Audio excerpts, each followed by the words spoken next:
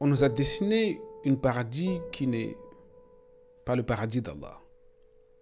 Le paradis qui, normalement, Allah subhanahu wa ta'ala a promis à ses adorateurs. Le paradis sunnite qu'on nous a maquillé tout au long des années, en réalité, c'est un paradis qui constitue au moins de 18 ans.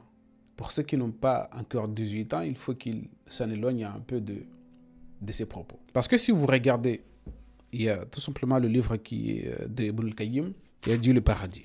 Ce qui se passe dans ce livre, ce qui s'est dit, le minimum qu'on peut lire dans ce livre, cela relève de propos de moins de 18 ans, alors qu'on enseigne partout aux jeunes et aux enfants tous ces trucs. Et la première des choses, c'est quoi? À commencer par les femmes. Parce que quand ils parlent de paradis, la première des choses qu'ils mettent en avant, déjà, ce sont les femmes. On se demande pourquoi, mais bon. C'est Abu Huraira qui, parce que c'est tout le temps, ce qui concerne des hadiths érotiques, ce qui concerne des hadiths moins de 18 ans, ce qui concerne des hadiths qui dénigrent les femmes, ce qui concerne les hadiths qui n'ont pas de sens, c'est Abu Huraira. Toujours Abu Huraira. C'est le meilleur, celui-là. Qu'est-ce qu'il a dit? Il a dit qu'au paradis, l'homme peut coucher avec 100 femmes par jour. Soit disant que c'est le prophète qui a dit. Et de suite, il y a Abu Saïd al-Khudri qui, selon lui, le prophète a dit que les habitants du paradis s'accoupleront avec leurs femmes et les redeviendront vierges après chaque rapport. Ça, c'est le paradis décrit par les humains. Il y a aussi Abu Huraira qui dit que, toujours le messager qui a été questionné, est-ce que les habitants du paradis toucheront les femmes? Et il a répondu, par celui qui m'a envoyé avec la vérité, les sexes ne se fatigueront pas et le désir ne se laissera pas. Ce qui veut dire que là, c'est l'amusement total. Il n'y a pas autre chose que ça. Personne ne s'en lassera et les sexes ne se fatigueront plus. Toujours, c'est qui? Abu Huraira. Les pieuses pour les pieux, ils joueront ensemble. De la même manière que dans la vie terrestre, la seule différence réside dans le fait que les femmes ne tomberont pas enceintes. Et là, il ne faut pas oublier que chaque homme au paradis, il aura à sa disposition 70 houris. 70 houris plus sa femme humaine. Là, c'est le paradis. Paradis des humains. Et aussi, si vous regardez dans le tafsir, dans toutes les tafsirs presque, dans Surat Yasin, lorsqu'Allah subhanahu wa ta'ala écoule الجنة اليوم في شغل فاكهون هم وأزواجهم في ظلال على الأرائك متكئون. Al-Shukhl qui est en question ici, ce sont les femmes qu'on va déflorer à gogo et à chaque fois et de renouvellement et ils seront de nouveau en verger, ils vont les déflorer, ils seront de nouveau. Ça, c'est le paradis que, normalement, je vous ai dit, moins de 18 ans, c'est le paradis. Qui est le paradis décrit par les humains, le paradis sunnite, décrit avec des personnes qui ont peut-être une penchant, mais bon, peu importe. Mais si nous regardons dans le Coran, qu'est-ce que nous raconte le Coran? Le Coran ne raconte pas ce paradis le paradis de moins de 18 ans. Le paradis qui, partout, ce sont des rapports sexuels qui, les houris, les non-pas houris et tout, le tralala. Non. Regardez dans Surat Az-Zumar. Il y a quelque chose qui est très important. Mais aussi le paradis qui est décrit par les religieux, c'est un paradis que chacun aura ses maisons, ses palaces et que mettra des barbelés, que personne ne va y rentrer, personne ne verra les demeures des autres pour ne pas qu'ils soient jaloux, et ainsi de suite.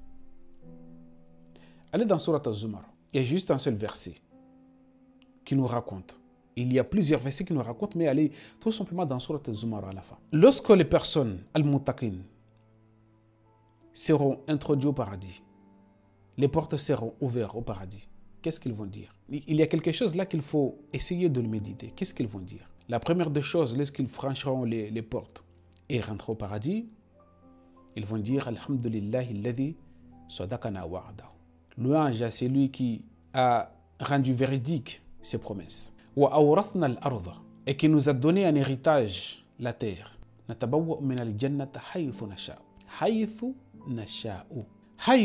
répète encore une fois que Al-Muttaqin, ces personnes qui vont y entrer au paradis, ils auront accès de là où ils auront voulu. Ils auront accès d'y aller là où ils en auront envie. Parce que la terre, ces jours-là, la terre, tout sera que paradis. Donc, les gens du paradis, donc les personnes qui rentreront au paradis, ils auront à leur disposition cette terre. Et Allah subhanahu wa ta'ala l'a appelé Ad-Dar. Wallahu yad'ukum ila Dar salam. Ad-Dar salam. Cette localité qui est Ad-Dar. Et Al-Mala'ikat yadkhuluna min kulli babin. Salamun alaykum bima sabartum fa na'ma uqba ad-dar. Paix à vous pour avoir supporté tout ce que vous avez subi sur terre. Voilà les rétributions, c'est la localité, le séjour. Ad-Dar, le paradis.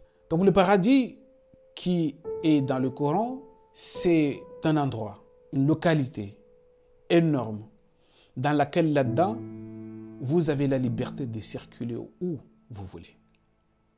Hommes, femmes, je ne sais pas que ces jours-là, il y aura des hommes et des femmes, des genres comme ici, normalement, les genres ou les fécondations ou le Koweït et tout ça, c'est ici dans ce monde.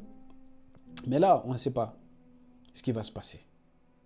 Mais dire toutes ces choses-là, alors que jamais Allah subhanahu wa ta'ala nous a pas parlé de tous ces genres de descriptions bizarres et tout. Et alors que le paradis, chacun aura la possibilité d'aller où il veut. Personne n'aura une maison à lui avec des barbelés que son ami ne va pas rentrer. Non, de partout, c'est comme un hôtel, c'est comme des hôtels que là où tu veux, haythu, écoutez le terme haythu nasha'u, là où nous avons envie d'y aller, là où nous avons fait le choix d'y aller, nous irons tout de suite. Haythu nasha'u. Fana'ama ajra al-amilin. Tout ça pour ceux qui ont fait des œuvres intègres. Fana'ama ajra al-amilin. Donc l'idée, la description de ce paradis, la description de Hur Ain, déjà il n'y a pas de femmes, déjà Allah ne va pas créer d'autres créatures qui seront les Hur Ain pour que les hommes, les Barbies iront s'amuser pendant des années et des années. Mais il y a aussi le terme Al-Hayawan qui est désigné que ce jour-là, ce sera Al-Hayawan, mais pas ici, c'est Al-Hayat, là-bas c'est Al-Hayawan. Al-Hayawan ici, ce terme a aussi une signification péjorative parce qu'il est lié aux animaux. Mais il est lié aux animaux. On le comprend mal parce que c'est comme ça qu'on nous l'a expliqué. Ce n'est pas parce que Al-Hayawan, le terme, désigne la nudité des animaux, non. Il désigne en soi tout simplement la liberté des animaux. Et regardez comment les animaux vivent leur vie de façon libre. Ils vont là où ils veulent. Ils vont là où ils veulent. C'est pourquoi ce terme est utilisé ces jours-là, que ces jours-là, c'est Al-Hayawan aussi. Parce que le paradis, là, les personnes qui seront au paradis auront hérité de cette terre. Ils iront là où ils voudront, là où ils auraient voulu. C'est ça, c'est pourquoi aussi le terme Al-Hayawan est utilisé. Mais il n'y a pas tous ces genres de choses, ces genres de descriptions farfelues, des choses qui normalement n'ont rien à voir avec le paradis, n'ont rien à voir avec cette localité, Ad-Dar salam. Wassalamu alaikum wa rahmatullahi wa barakatuh.